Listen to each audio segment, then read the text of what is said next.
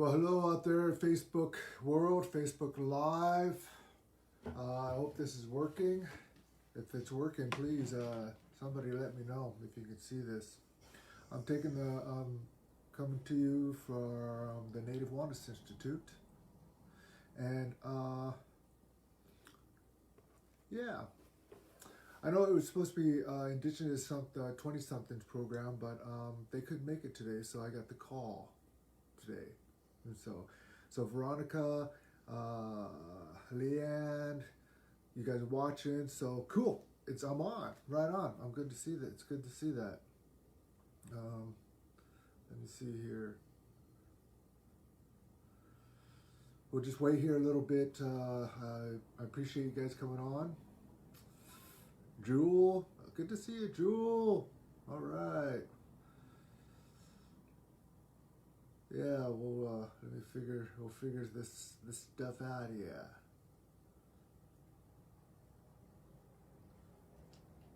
So I'm just on here just trying to figure it out too. I want to be able to share this. So if you're on this, share the page. And let me see here.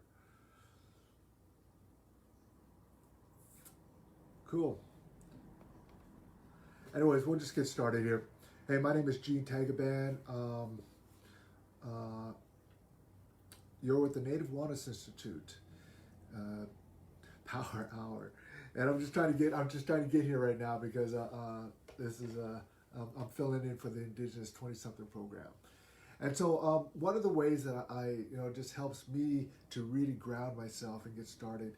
And this is something to think about for yourself too. What do you do to ground yourself and get you started? But oftentimes I'll sing a song, and that really helps me just to come into space and be present and helps me into what I'm about to do. So I'm going to sing this song here, and just to get grounded here as we're going, and so here we go. Oh, hey, he, oh, oh, he, oh, oh, hey, he, oh, oh, he, oh, hey, hey, hey, hey, hey, oh, hey, hey, hey, hey, he, oh, hey, hey, hey, hey, hey, oh, hey, hey, hey, hey, he, oh,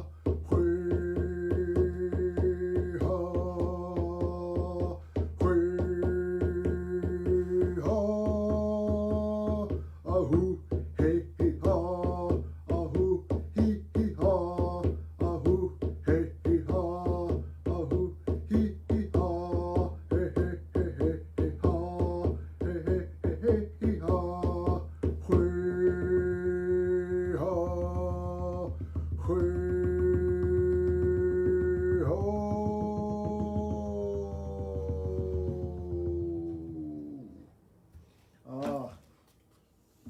So gonna choose. My name is Gene Tagaban. My Tlingit name is Gayao. I'm of the Duck-Dane Ton Raven Freshwater Socket Clan from Hoona, Alaska. I'm the child of a Wishkatan Eagle Shark Clan from Marquand in Juneau, Alaska. I'm Cherokee, Tlingit, and Filipino, but that's a little bit of who I am. And you're with the Native Wellness Institute, and this is the Native Wellness Institute's Power Hour. And I think we're on week 37, 38, 39. Show or program 230th, 220th program. But it's hard to believe. But this was our response to the pandemic, the closures, and everything that was going on. That we just knew that we had to get out there to the people there, and just to help encourage them and share with them that spirit or wellness or health or whatever it is that it is. And so today, the Indigenous 20-something program was supposed to be on, but they couldn't make it. They're out there doing something else out there in the world, which is awesome. We need more people out there doing their thing. And so they gave me a call, Jolene, last night and asked me if I can go on, and we confirmed it this morning that I'm going on. And so here I am. And today I want to talk to you a little bit about wellness, a little bit about health, and what I do for my health and my wellness. And says, please speak up. All right, now maybe I'll just get a little bit closer. Hey, does this help? Does this help out? Hope so. Let me turn this up here. How about that? Does that help?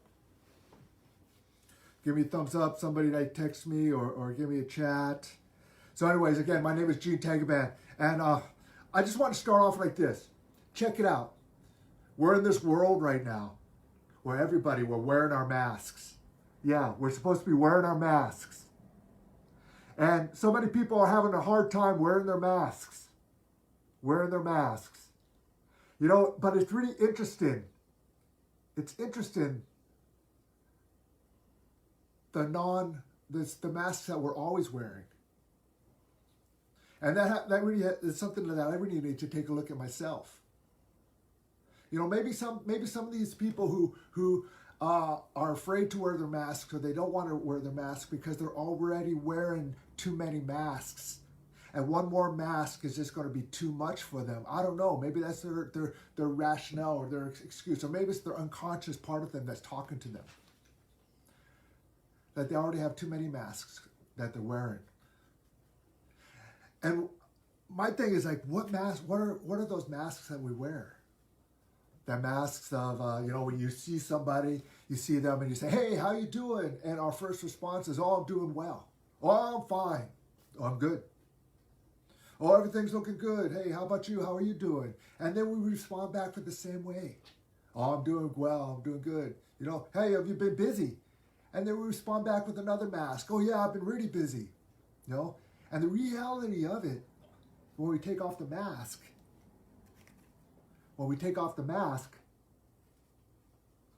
that actually we're really struggling, that we're having a hard time.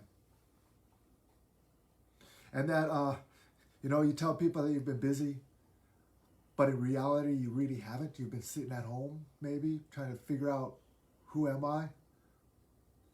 You know, and what are those things that I'm supposed to do? What's my purpose? And we talk about health and wellness, but what is that? What is that for me? You know, and we all have these masks. One of the masks that I always wear too is one of a caretaker. I was the oldest son in the family, one of the oldest cousins in my family too. So I always had that mask of a caretaker, always watching after everybody, taking care of other people. And reality, there's many times I didn't take care of myself.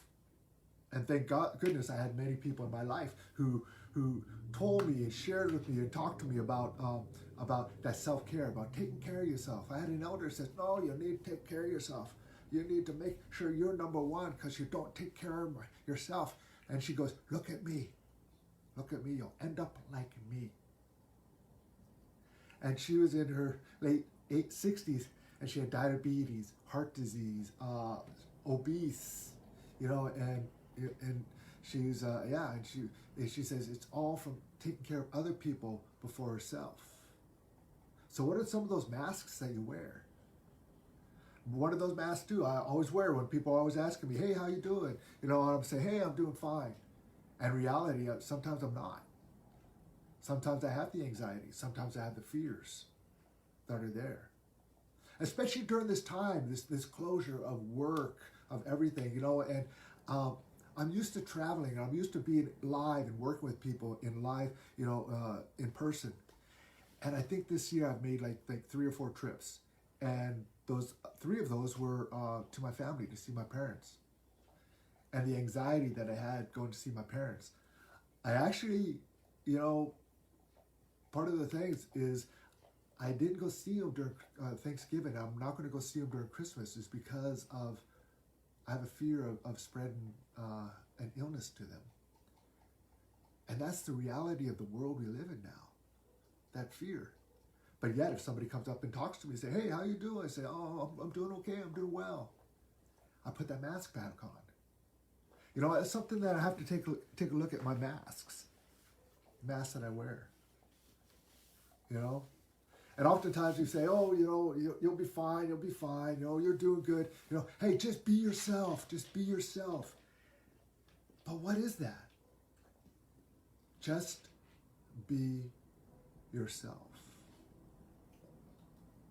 What does that mean? I mean, who am I? Who am I? It was my great grandma. I think she passed on around, she was in her 90s. No, we weren't really sure. She's between 92 92 and 97, something like that. She wasn't even sure. And she was always said, always learn something about yourself. Always learn about yourself, who you are. You see, look at me, I'm still learning. And then she go, you see, look how old I am. I can't remember. It doesn't matter, but you keep learning about who you are.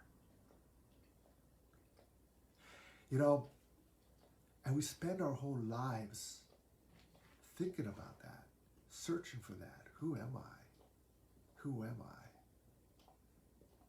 And oftentimes that question, the question never arises when we ask that question, who am I, until maybe we have a trauma or tragedy in our lives, like maybe an illness,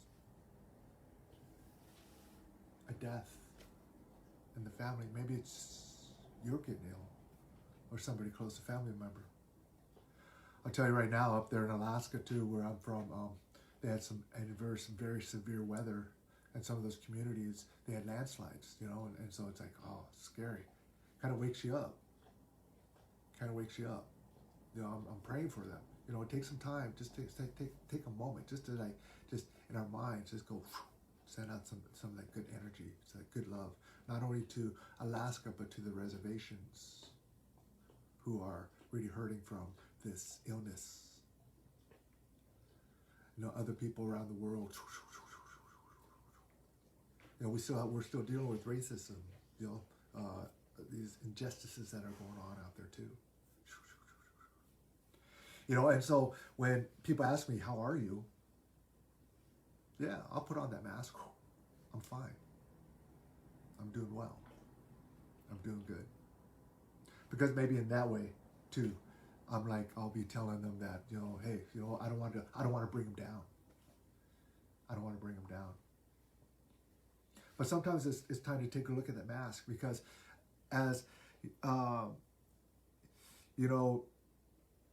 because when we look in the mirror, what are you seeing? Who are you seeing? Who are you seeing? And when you look in that mirror, when you start taking off and peeling off the masks, who really is under there? Who's under there? Because I'll tell you what, sometimes I'll look in that mirror, man, and I'm looking at that mirror, and that reflection is not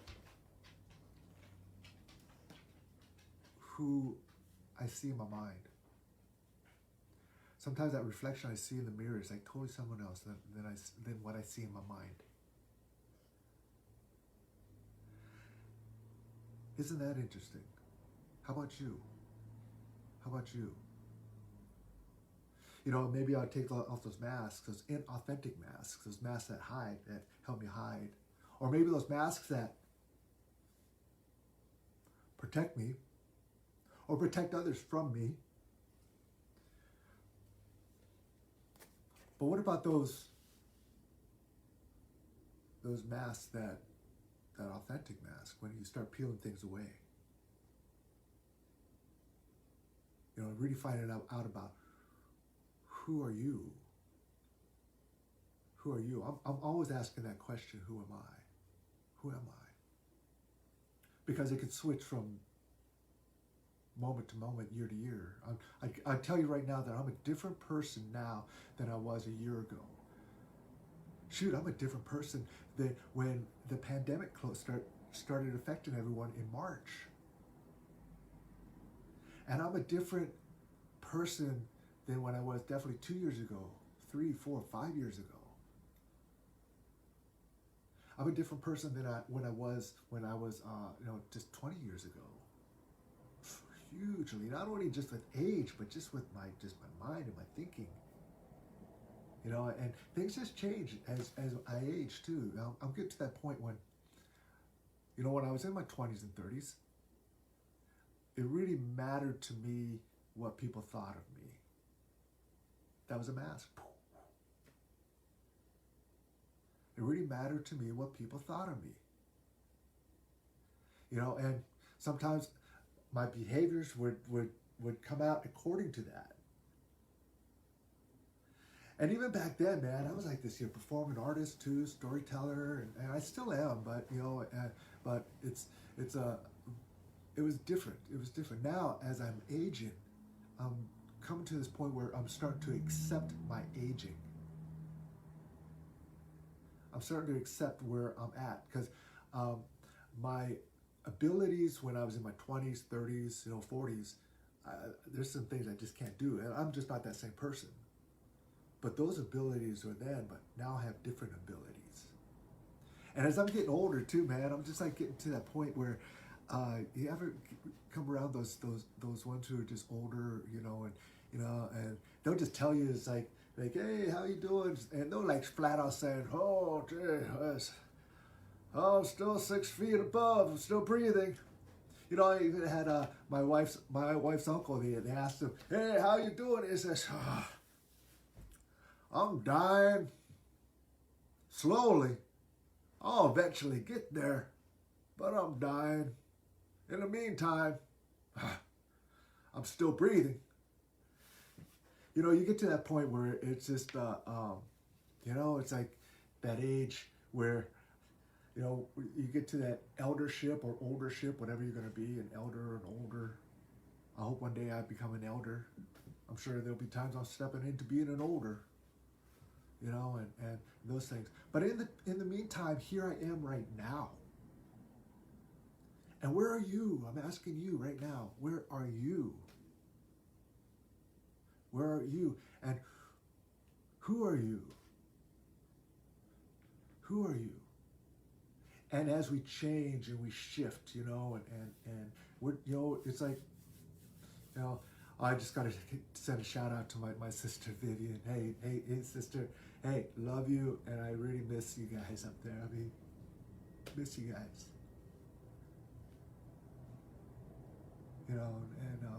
But as I grow and I'm down here, I forgot to say I'm down here in the Coast Salish lands of the Puyallup people, and that's where I'm at right now. But who are you? And as we change, because oftentimes when I walk into the forest, have you ever walked into a place, you grew up in this land, in this place. You walk into the forest, you see the trees. You see a trail that was very clear at one time. You see other plant life, maybe a small creek that went through there. And you really knew this place, but then you leave for a while. And then when you come back to that place, you walk to that place, and it's different, but it's the same.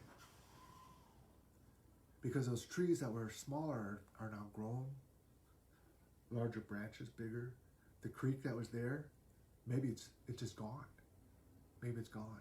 And that trail that was once so clear and you could identify it, walk on it, is now overgrown. But it's still the same place. That's just like us. We grow, we change, but in many ways we're the same. And in your growth, who do you want to be? What mask do you want to wear, or what mask do you want to take off? And who are you? Who are you? And I hope that one day you grow, you do want to grow. You do want to become that better human being.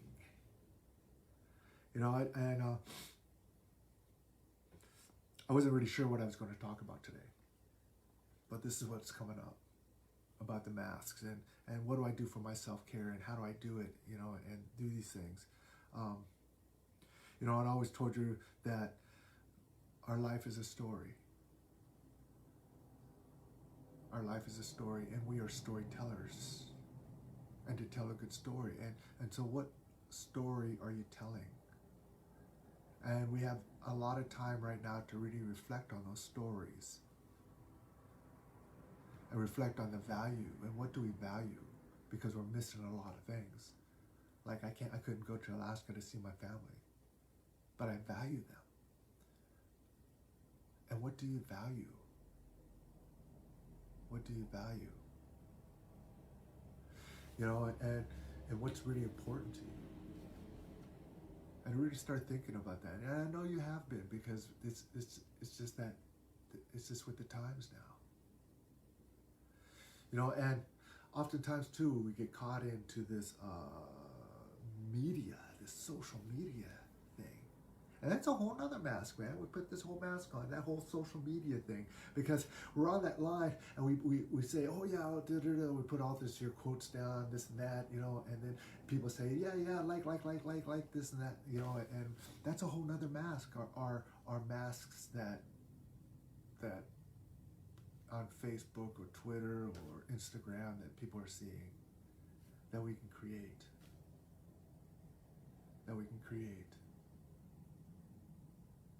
You know, we get caught up in that as well. And it influences us. You know? And you know, as I'm talking about this, yeah, I do it too. And there's so much of the mask that we put it on too, but we also let that social media and the news affect us. How many of you have just felt just enraged during these times? I mean, you're just mad and enraged with what's going on. How can these people think this way? What are they doing? Isn't it obvious? You know, during this last 4 years, especially this last, you know, this, again, during this pandemic time. And then we let it affect us. And when we let it affect us, we put on that mask, boom. And then my wife might come home, and because she's teaching at school online, but she still comes home. And she says, hey, how was your day? And I'll just go, oh, it was good, oh, fine. There's that mask. In reality, the social media mask is underneath that one mask. So we have layers of masks.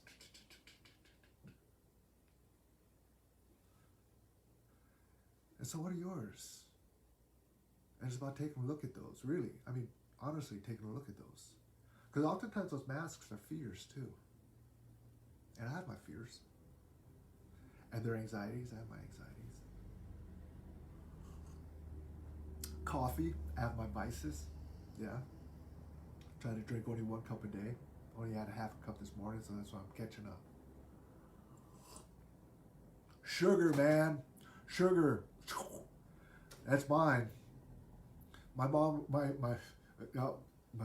wife would like make a whole batch of, she just made a whole batch of chocolate chip cookies, man, and that thing's gone like that. Boom. Sugar. It's like pulling me in. Sugar. You know. And so, yeah, all these things are masks. So I just want to share with you a few things that I do for myself, my wellness, that keeps me in line. Not only just the people in my life, Ruby, my mom, I talk with. And I say the people in my life also includes my dogs. They're part of my wellness plan. The Native Wellness Institute, because they too are my family. You know, and so what are the things out there help you, keep you in line, help you with your wellness, help you with your wellness and your health.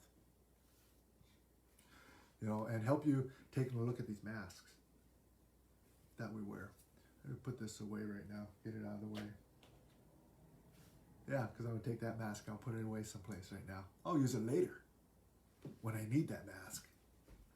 So anyways, I want to just share with you guys something I carry around with me all the time. When I'm traveling, or it's just hanging out, it's on my music stand, on my clipboard. Sometimes I put it up on the wall. And it's just these reminders. Yeah. And I already want to start this year thing too, is like these little reminders. I want to start a post, and I want to see pictures of people's refrigerators. People's refrigerators. I mean, because there's a lot that we keep on our refrigerators. What does your refrigerator look like? What do you put on your refrigerator? You know, is it a reflection of your health, your wellness, or your political stance, or your tribal stance, or whatever it is? What's it say about you? Refrigerators. Because you know when you go into somebody's house, man, first thing you do, you check out the refrigerator. Not the inside. Some of you might check out the inside. But no, on the outside. Because those refrigerators, because Thosh and Chelsea, they talk about the stuff that we surround ourselves, creating a sacred space. Yeah. And part of this, what do you post up around you? So I want to see your guys' refrigerators, man. I want to see what you guys are take a look at that. So this here, I just want to show you this here, and it's on a clipboard right now. But I call this. I'm going to do things old school here. I'm not going to get online. I'm going to flash to this point, PowerPoint, all this and that. Old school. I'm showing you paper. So this I carry around with me, and some other notes in the back part here. These things here, both things I carry around with me, and I call this my circles of wellness. My circles of wellness. And I actually spend time meditating on these things.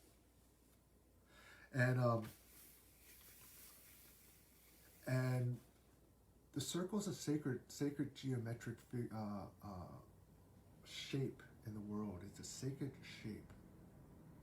Circles are all over the place. Sacred circles are all over the place. And so I carry this with me wherever I travel. And it's kind of crumply. It's all bent up a little thing. And this has actually been with me. This piece of paper here, because I had to redo it and add to it for the last 4 or 5 years or so. Because I'm always revamping it and adding to it. So I call it the circles of wellness for me. And I just want to go over some of these things too, these circles of wellness.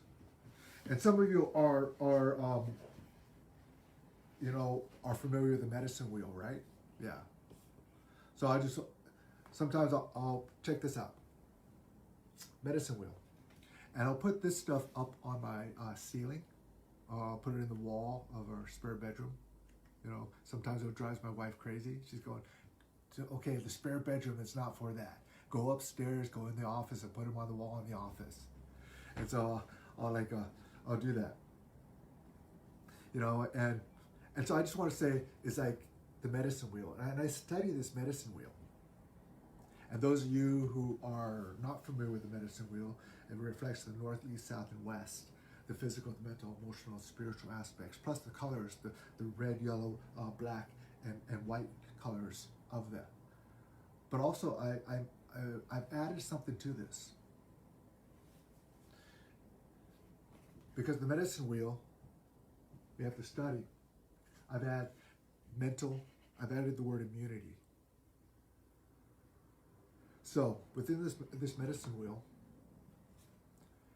how do we take care of our mental parts, but we have to build up our mental immunity? Oh yeah, the words are backwards to you guys? Well, you guys know what I'm talking about. And so, I don't know how to fix that. I'll figure that one out in the next post. But thank you for pointing that out.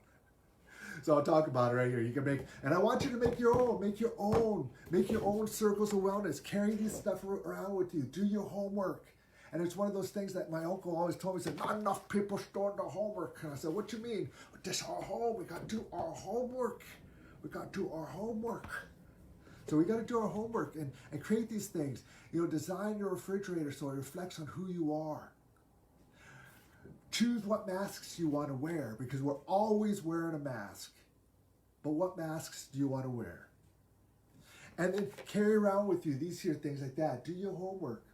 Make your own circles. And this is one of the medicine wheel. And within the medicine wheel, I always add the word immunity to it, because physically we have to take care of ourselves and build our physical immunities, our mental immunities, our emotional immunities, and our spiritual immunities. Because when that time comes, when adversity comes, we need to prepare ourselves and be ready for when that adversity comes. mentally, we need to prepare ourselves. We want to prepare ourselves emotionally, and physically and spiritually. I'll tell you what, a lot of my elders are starting to age. I mean, why am I saying that? Starting to age. A lot of my elders are aging. A lot of my elders are passing on. They're taking that journey. They're taking that journey to be with their ancestors, my ancestors. My father's there. I almost lost my father a few years ago. Yeah. And I'm going to share this. He had a dream too. My father had a dream. While he was in the hospital, he had a dream that he was walking around within the hospital. And that as he was walking around in the hospital, he came up to his room and he saw himself lying on the bed. And he saw himself lying on the bed. And I asked my dad, I said, thanks for sharing that dream with me, Pops. But did you go and talk to yourself? What did you say to yourself? He says, and he asked me, what do you mean? I could have went and done that, talked to myself. I said, yeah. Next time that ever happens, Pops, go up and talk to yourself, encourage yourself. And many people who I've talked to have had that experience of seeing when they've been ill, I've seen themselves. You know what? I'm telling you that story is because my dad is right on that edge. If he gets sick, he's not going to make it. He's not going to make it because that's how fragile his health is. So in many ways, I'm almost preparing myself for that time to come. But within the medicine wheel, I need to build up those immunities. Because when that time does come, what do I need to do to prepare myself? I'll be a mess. I'll guarantee it. I'll be a mess. I'll be a mess. My emotions will be just like, and all that. But yeah, how are you building your physical, mental, emotional immunities? What are you doing for yourself?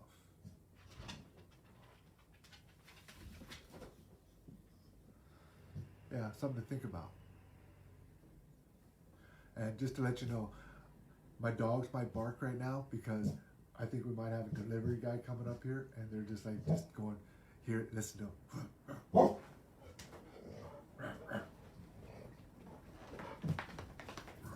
Okay, back up. Now they're knocking this thing over. Anyways, that's one thing I carry on this, the medicine wheel. But when I add to the medicine wheel here, I add immunities.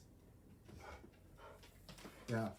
And so this one here, how many of you heard the Gona, the Gathering of Native Americans? But I've put this into a circle right here. And I know the words are backwards, so I know. But within the Gona program, it's a sense of belonging, generosity, interdependency, and mastery. And the Gona was put together about 72 years ago, or 1972. And it was actually, let me rephrase that. It might have been put together in 1972, but it was put together even long ago than 72 years ago, because it's based off of our traditional principles. It's based off our native traditional principles. So this circle, this model has been around for a long, long time. But now, since 72, it's been called the Gathering of Native Americans, Gona. But it's often talked about your sense of belonging. Who do you belong to? Who are your people? Where do you come from? And even that sense of belonging, when you look in the mirror, it's like that sense of belonging in your own body. In your own body. In this physical body that we encompass right now. That belonging. and your family. And your family that surrounds you. Your kids, your wife, grandmas, grandpas, aunties, uncles, even at work. You know, and the other portion I hear is generosity. Generosity. Being generous with your time, your resources, food, stories, culture, traditions. Are you a teacher? And also generosity with your time, not only your time for others, but generosity with your time to take time to learn. Generosity to take time to learn. You know, that general. And then and the sense of interdependency. Yeah, your own sense of self connected to everything else. And your sense of mastery. You know, those master carvers, those master artists, you know, and we're all striving to be that. Mastery. Mastery of learning who we are. And that's the Gona circle. And so I have another circle over here, and this one here, I took this from the Dalai Lama and Desmond Tutu. I was reading their book, and I can't even remember the book. It's something joy, but in it they had this motto. It's called the 8 Pillars of Joy. The 8 Pillars of Joy. And if you get a chance to read that book, it's a wonderful book, you know. And they even have a workbook and a journal that goes with it, so you can start jotting down these awarenesses that you come as you're reading the book. And they also have questions, and they have quality questions. They have quality questions because we're one of those things. Have you ever heard this thing? The quality of our questions is equal to the quality of our choices. The quality of our questions are equal to the quality of our choices. And so it's like they have quality questions in there. But I often meditate on this, and again, I put it in a circle. And the aspects of the 8 Pillars of Joy is perspective, humility, humor, acceptance, forgiveness, gratitude, compassion, and again, here's that word, generosity. And when I go about that thing about perspective, it's like, what is your perspective on everything? Or things? Or specific things? What's your perspective on it? Because it's interesting how 2 people who live in the same family, they grew up under the same roof. And you would think that they experienced the same thing, right? And they've done a study with twins. And then you ask one, you know, it's like, you know, what was it like growing up for you? And they would say, oh, it was bad. It was trauma. It was like hurt, anger all the time. It was like just, you know, destruction. I was always scared. I was always on edge. And then you ask the other person or other twin or other sibling, say, what was it like growing up for you? He says, oh, life was good. Oh my goodness, my parents were always there and they were always supportive, you know, and my brothers and sisters, we always got along. Perspective. Now who's right and who's wrong? Or who's wrong or who's right? But what is your perspective on things? And even during this time, this closure of this pandemic we've had. And we always wear that mask of perspective, because we all have our opinions on things. We all have our judgments. And don't say that, I don't judge. I'm going to live this life. I don't judge. You know? No, we all make judgments. We all make judgments. And we have to make judgments to stay alive. Because if you're like driving down the road, and suddenly the light is starting to turn yellow, you got to make a judgment. Am I going to go or am I going to stop? That is a judgment. Or somebody's coming up there and you look in the window of that car and you see this young person and you say, oh man, they really make me mad. You know, they just zoomed in. Or it's like, or an old elder and said, oh, that's okay, they can pass by. We're always making judgments. And that's all about that perspective too, all about those masks that we wear. But what is your perspective on things? And even during this year pandemic, when things were closed down and things, everyone's like this dread. We're watching the news, somebody, even today, I mean, right now in the news, they're talking about that this December, January, and February might be like the darkest times in this country when it comes to a pandemic or illness or health, because of what's going on. And so there's like this dread, doom, fear, this and flight or froze mentality or whatever it is. But what's your perspective on it? Part of it too for myself is like, man, I've learned so much about myself during this time, this closure. During this closure, I've had the opportunity to actually grow and heal in many ways. Take care of my health, my wellness. I mean, check it out. Part of it too, man. I'm growing all this here stuff. I'm just like, oh, what the heck? I'm not even going to worry about shaving, man. I'm just going to let this grow. I know some of you, first time you've seen me in a long time ago, you saw me and you're like going, holy, what the heck is all that stuff on his face? Yeah, I'm growing into that old guy. But anyways, that perspective, what is your perspective? Is it healthy? As the Dalai Lama would say, he was talking about selfishness. We have a wise selfishness and a foolish selfishness. And you can apply that to so many things. Do you have a wise perspective or a foolish perspective on things? And even when it comes to this here circle, 8 pillars of joy, humor. Oh, humor. Indian people, man, we just laugh at stuff.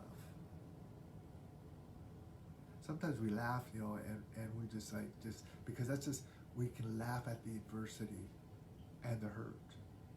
And that's part of our way of taking care of our spirit, taking care of ourselves. It's a way that we've adapted. There's another word there, I can't find it right now. That humor. And also that humor is a way of swaying things on what our perspective is on things as well. Because it's like interesting how non-native people, their whole perspective on things is totally different than ours as native people, as indigenous people, as people of color, the rich and the poor as well. And that humor. And part of it too is like, is you gotta laugh at yourself, man. Because we're human beings and we just do stupid stuff. We do foolish things. And have that humor to laugh at yourself. And that's just growth. Again, as I talk to some of these older elders, and they reflect back on their youth, and they just like laughing at themselves, says, oh my goodness, I can't believe I just used to do that stuff. Or I used to wear those clothes, holy, oh my goodness, that was just awful. The things that I thought that was just so cool back then, But, they just start laughing at themselves and even their behaviors. I've heard some elders, back in the day, they laugh, oh my goodness, we used to drink all the time and just dance foolishly on the tables and just pass out. Oh my goodness. Oh, that was terrible. Oh, holy, But they survived it, they made it, and they can laugh about it now. But in the moment they weren't. In the moment they weren't. They learned from it. And the ability to forgive yourself. The ability to forgive yourself as well. Hang on a sec, I just gotta look at something. Holy. And I had to look at this because I had no idea what time it was.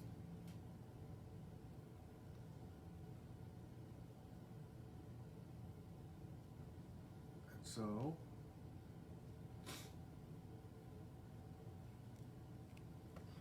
time. Man, my uncle would just tell me sometimes, and I had to see what time it was, because, it says, sometimes time just moves by so fast. Sometimes time just goes by so slow. Either way, Time is always going by. It's always going by, so you got to make the most of your time. And sometimes making the most of our time isn't always being busy. Sometimes making the most of our time isn't always doing something. Doing. We always have to do this. We always have to do that. Sometimes the best use of our time is being. A sense of beingness. Sometimes the best use of our time is just to go out for a short walk and just breathe and just be.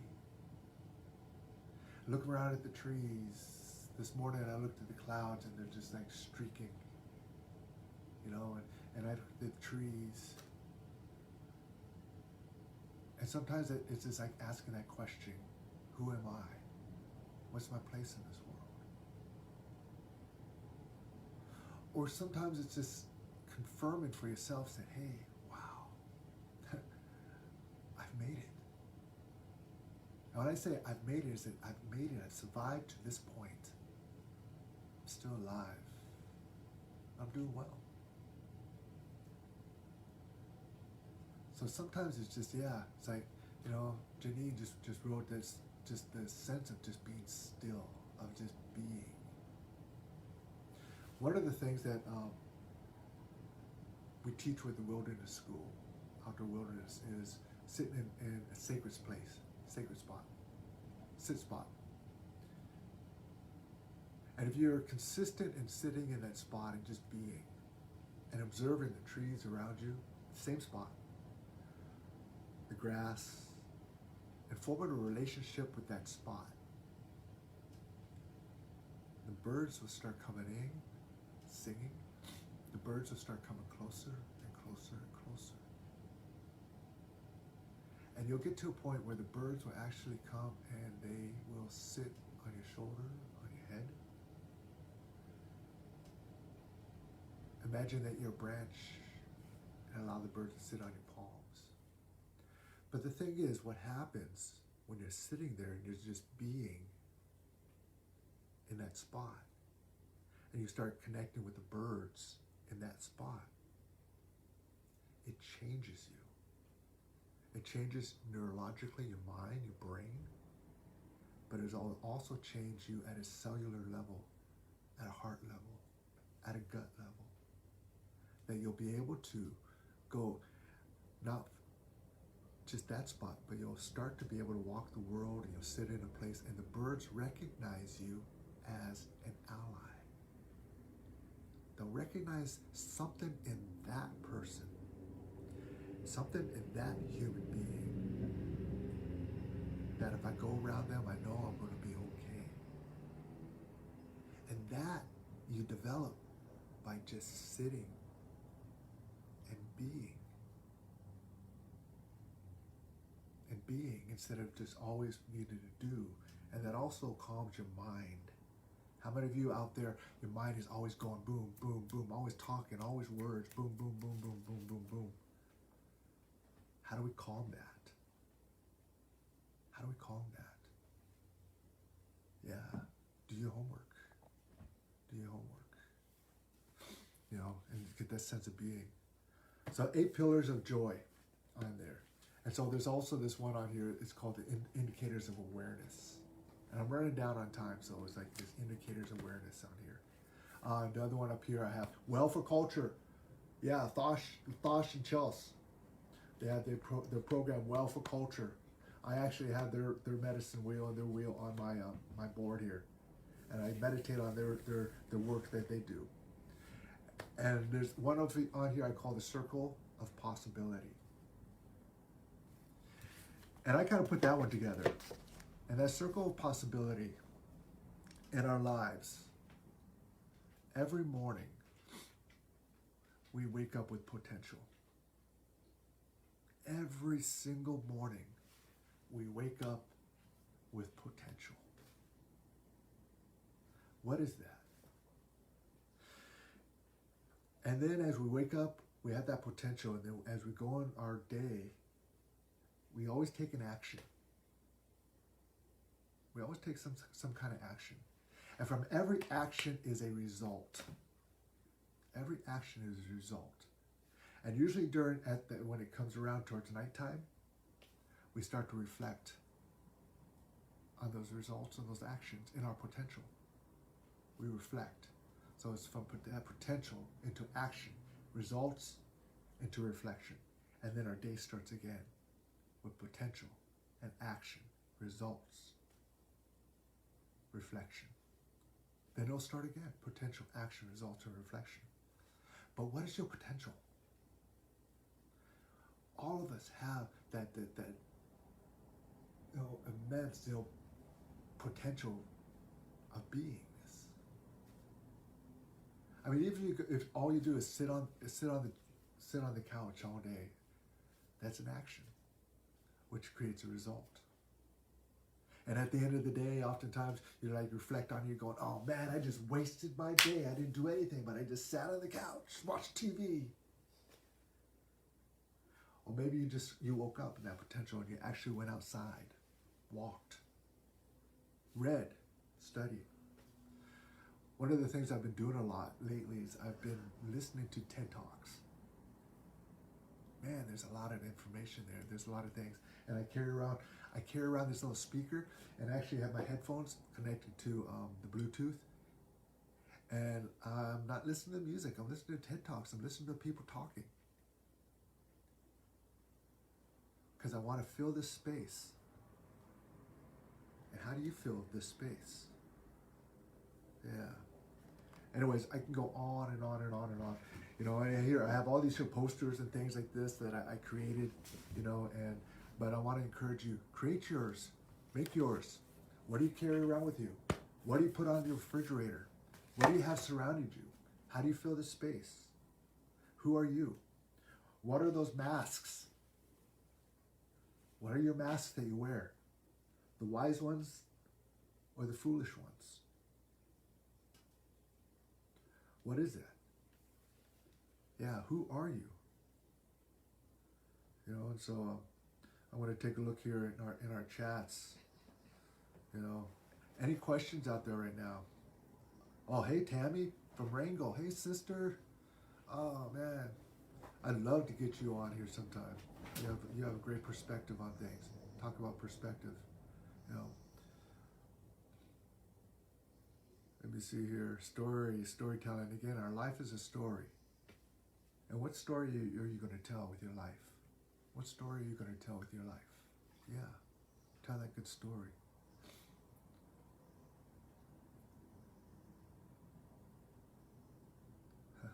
Frank put on here, the days were so long when I was a kid.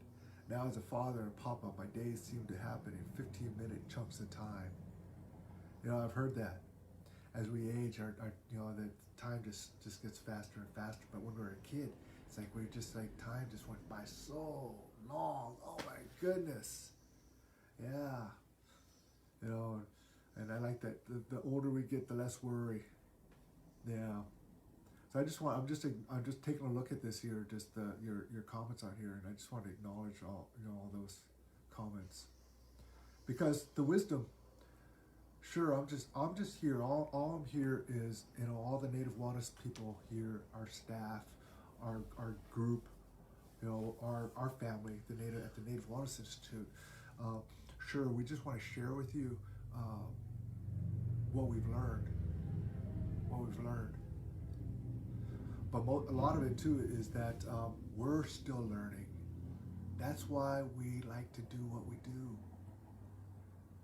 That's why so many and talk to many of these here teachers and mentors or whatever. They do what they do because it helps them. And I'll tell you right now, that's my selfish part right here. I'm sharing with you because I need it. I'm sharing with you because it also keeps me accountable, and I need this. And I know my brothers and sisters with the Native Wellness Institute, man, it's like, yeah, we're out there exploring out and trying new things because we're growing. We're growing. And we make mistakes, man. We do stupid stuff, but we're growing. We're human beings. And what are you doing? I just want to encourage you to grow. To grow. What kind of elder do you want to be? Who do you want to be? Who do you want to be? You know. And so, let me take a look at this again. Run out of time. I keep losing that. Why do I keep doing that? And so I want to end with this story.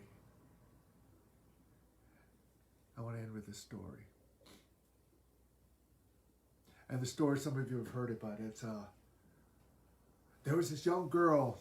She loved to go and sit with her grandmother and listen to her grandmother tell her stories. Her grandmother would tell her stories about eagle, raven,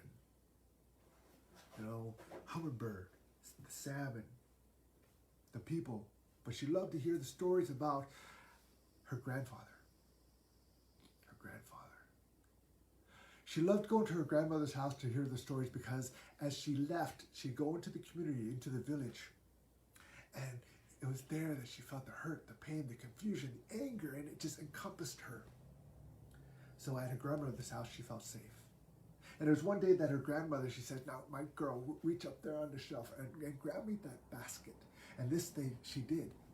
And she handed it to her grandmother, and her grandmother said, this is all that's left of the old days. And she opened it, and inside it was filled with seeds. Seeds. She closed it now. Go put it back up there. So she put it back up on the shelf. It was one day that young girl, she walked out into the village and she was overcome with the heaviness of the grief, the hurt, the anxiety, the anger and confusion. And she closed her eyes and she fell to the edge of the trail. And as she fell out to the edge of the trail and she was lying there, and people just walked by, ignored her. And then when she opened her eyes, she looked around and there was nothing. The village was gone. The trees were gone. The water, everything was gone. All that is left was dust. And in that dust, a tear went down and it fell. And as the tear fell, the dust bellowed up. And then suddenly she heard a voice say, granddaughter, granddaughter. And she looked around and she saw faintly in the dust was a path. So she started to follow that path in the direction of the voice, granddaughter. And as she followed that voice, suddenly grass started to grow up from the earth. Small trickles of water started to run and become a stream. As she followed that path, small bushes started to grow. She followed that path and the voice, granddaughter, granddaughter, and it soon became a trail. Trees started to grow. Animals started to appear. And she came to a point where the river was just roaring from that water. And then the trees, as if they opened up and invited her in. And she walked through the trees. There's a beautiful lake, mountains on each side. All the mountains were covered with snow and the air smelled fresh. And she looked over to the side of this lake, and there was somebody waving to her and asking her, come, granddaughter, come, come. And so she started to walk to the other side of that lake, and she saw, oh my goodness, that's grandfather. And she ran, and they embraced, and It says, oh, it's good to see you, my girl. It's good to see you. How have you been? Oh, I've been doing good, grandfather. Oh, grandmother would tell me stories about you and everything. Oh, and she sat down, and then grandfather says, tell me, how are the people? And she hesitated. Then she says, grandfather. And she told her about the hurt, the pain, the anger, the confusion. And grandfather says, now sit. Listen, I'm going to tell you a story.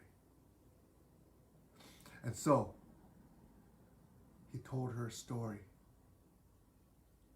Now you must go back and you tell the story.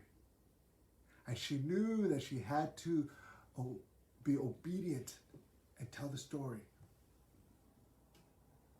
But I'm afraid. I'm afraid, grandfather. Just tell the story. So they embraced. She walked back through the trees, past the stream, to the place everything was just dust again. And when she opened her eyes, this time she was back in her village. The trees, the lodge, the water, everything was the same. And she heard her grandfather's voice, just tell the story. I'm afraid, she would say, just tell the story. And so she went to the middle of the village and she started to tell the story. And at first nobody stopped to listen, but one by one the people stopped and they listened. One by one the people gathered, and one by one everyone was there. And when she was done telling the story, she says, now go to my grandmother's house and get that basket that is filled with the seeds. And this they did. Now take that basket, and as you take it and pass it around, take a pinch out. And this they did. Now take some of those seeds and feed the one next to you. And this they did. Take some of those seeds and feed those who cannot feed themselves. And this they did. And take the rest and feed yourselves. And this they did. They fed each other with the seeds that was left in that basket from the old days. And this is when the people started all over again.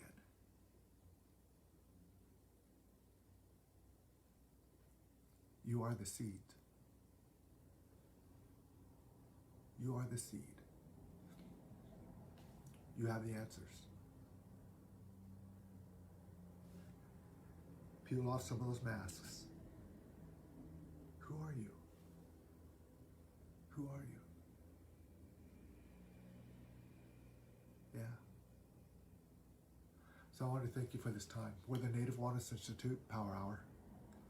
I think we're, on program number 220, something like that. So, until next time, I just want to say Gonachish, and Yakusani, my relatives who are out there. Blessings, blessings, blessings. Take care of yourselves. Honor yourselves. Take care of your families. Take care of your families. And just take a moment just to sit and be. Until next time. Right.